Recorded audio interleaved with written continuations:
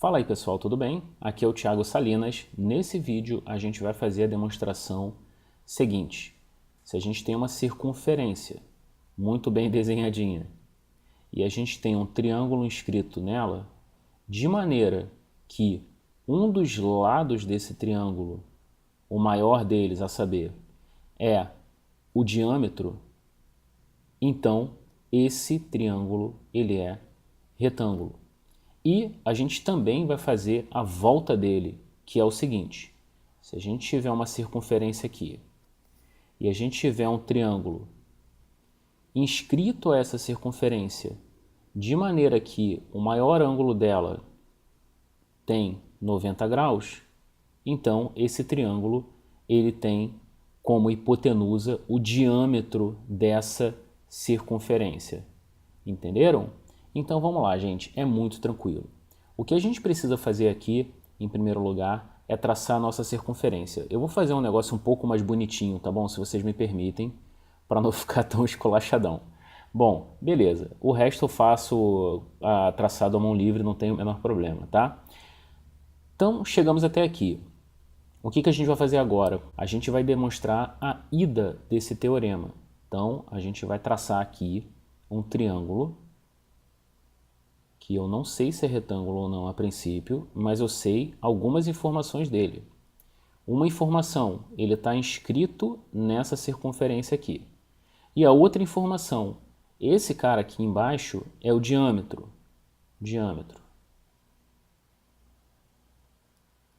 E o diâmetro coincide com o maior lado desse triângulo. É fácil enxergar que ele é o maior, né? Inclusive ele está oposto ao maior ângulo, como é bastante óbvio, né? Então vamos lá.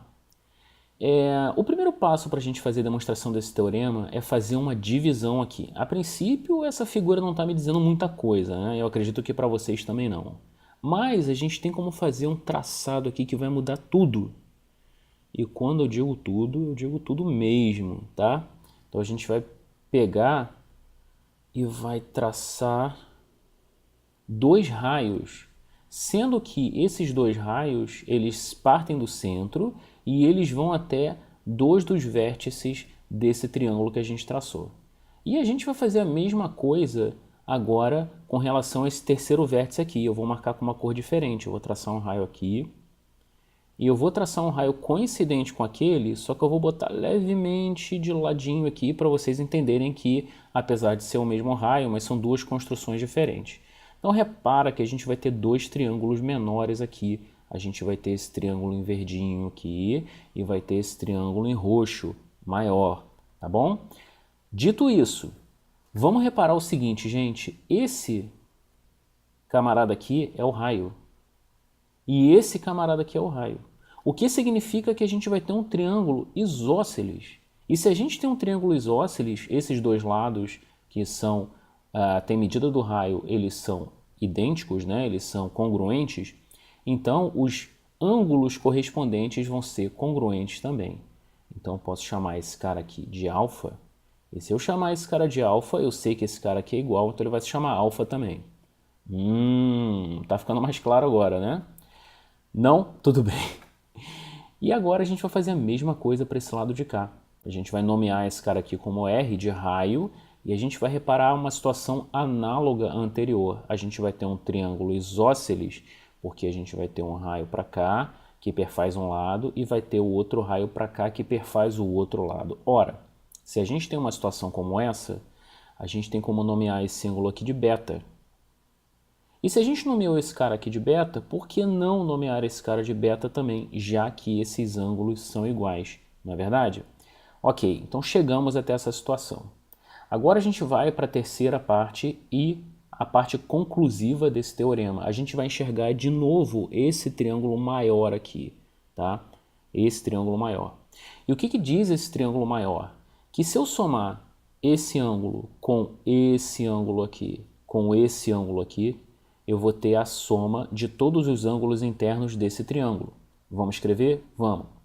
Então eu vou ter alfa, que é esse cara aqui, mais alfa mais beta, que é esse ângulo aqui, mais beta, que é esse ângulo final.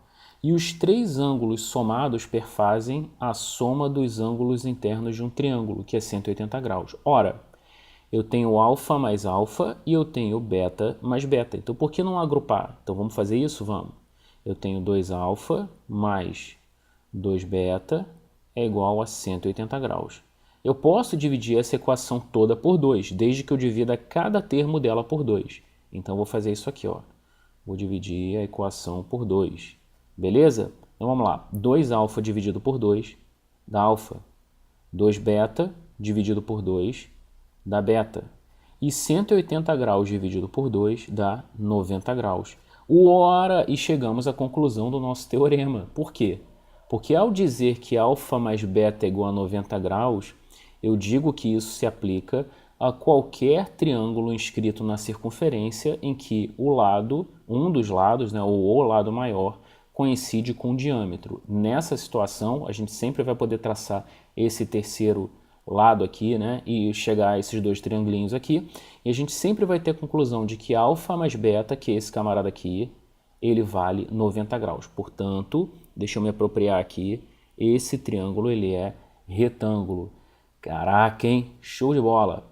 E agora a gente vai para a segunda parte desse teorema, que é a volta dele. O que a gente chama de volta do teorema?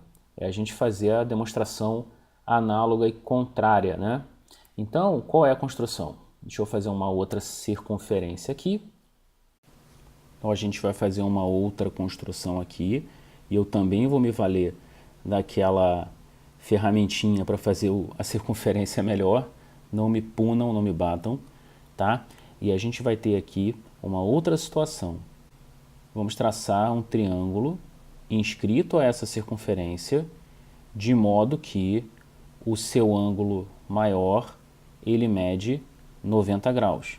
E o que a gente quer demonstrar é que nessa situação a gente tem um triângulo inscrito a uma circunferência de modo que um dos seus ângulos tem 90 graus, então a gente quer provar que esse camarada aqui é o diâmetro, ou seja, a hipotenusa desse triângulo é também o diâmetro da circunferência. Como é que a gente vai fazer isso? O primeiro passo é a gente dar um close nesse arco capaz determinado pelas extremidades desse ângulo reto, tá? O que a gente vai fazer? A gente vai sublinhar, a gente vai destacar esse arco capaz aqui. Em verdinho, tá? E a gente vai voltar à definição do que é arco capaz e ângulo inscrito. Esse ângulo que você está vendo aqui, assinalado como ângulo reto, ele é um ângulo inscrito a essa circunferência. O que isso significa? Que esse ângulo, diferentemente de um caso de um ângulo central, ou seja, um ângulo que parte, cujo vértice é o centro, ele tem como vértice um dos pontos da circunferência. E ele enxerga, repara bem as extremidades dele aqui, ele vai enxergar um arco de circunferência, que a gente pintou em verde, que a gente vai chamar de arco capaz. Muito que bem. A gente tem uma relação na geometria que a gente não vai tratar, a gente não vai provar aqui, mas a gente pode fazer um outro vídeo para isso sem problema, que é a seguinte: o ângulo inscrito ele é metade do arco capaz que ele determina. Bom, se o ângulo inscrito vale metade do arco capaz, passando esse 2 para o outro lado multiplicando, eu sei que o arco capaz é igual a 2 vezes o ângulo inscrito. Ora, se o ângulo inscrito, que é esse cara aqui, vale 90 graus, isso é um dado, isso é uma hipótese do problema, isso significa que o arco capaz, em verde, esse camarada aqui, ele vale 2 vezes 90 graus, ou seja, ele vale 180 graus. Então chegamos até aqui. Agora a gente vai fazer uma regrinha de 3 um pouquinho diferente. Se a gente tem uma volta completa, que é essa circunferência toda aqui, quantos graus ela tem? Ela tem 360 graus. É uma volta completa, gente. Então quanto é que a gente vai ter naquele arquinho verde que a gente fez ali? que é esse arquinho verde aqui. Bom, a gente vai ter 180 graus. A gente já determinou, a gente já calculou, já fez essa conta. Esse arco capaz aqui, ele vale 2 vezes o ângulo inscrito, que é 90 graus, portanto vale 180 graus. Agora repara uma coisa, de 360 graus para 180 graus, eu dividi por 2. Portanto, se essas grandezas são proporcionais, se eu tinha uma circunferência completa e agora eu tenho esse arco também vai valer a metade da circunferência completa, ou seja, isso é uma semicircunferência. E só existe uma corda que tem essa propriedade de dividir a circunferência em 2 arcos iguais de 180 graus. E essa corda é o diâmetro. Beleza? Então isso prova que sempre que a gente tem um triângulo inscrito a uma circunferência e um dos ângulos desse triângulo é reto, portanto, a hipotenusa ela vai coincidir com o diâmetro, como queríamos demonstrar. Um abraço, gente, e até a próxima.